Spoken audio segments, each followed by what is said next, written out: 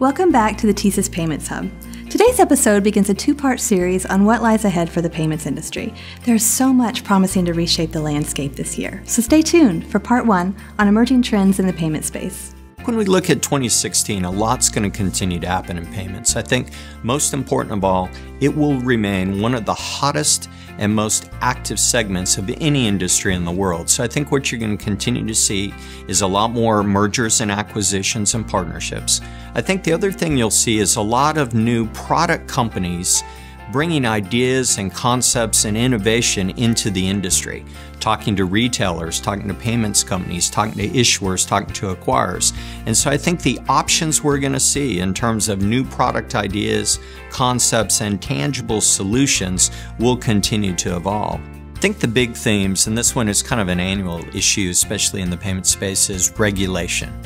Regulation is coming at the industry from a lot of different angles. Sometimes it only attacks certain aspects of the industry, i.e. the banking side, where technology companies sometimes are let off a little bit.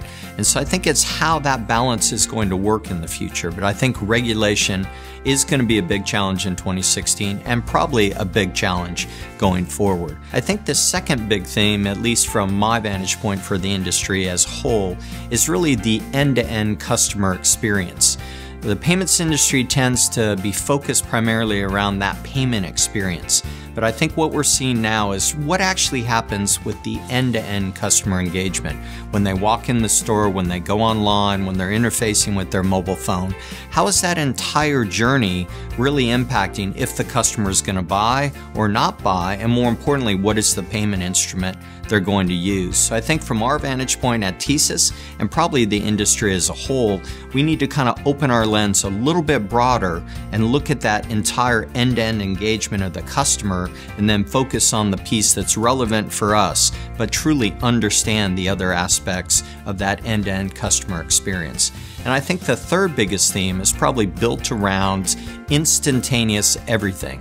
The expectations of you and I, and in particular our children, is that we're going to ask for something and it's going to come back right away. And so I think the attention span, the desire, the need, and a lot of things that we've conditioned customers for, especially in the digital age, is really focused on instantaneous everything.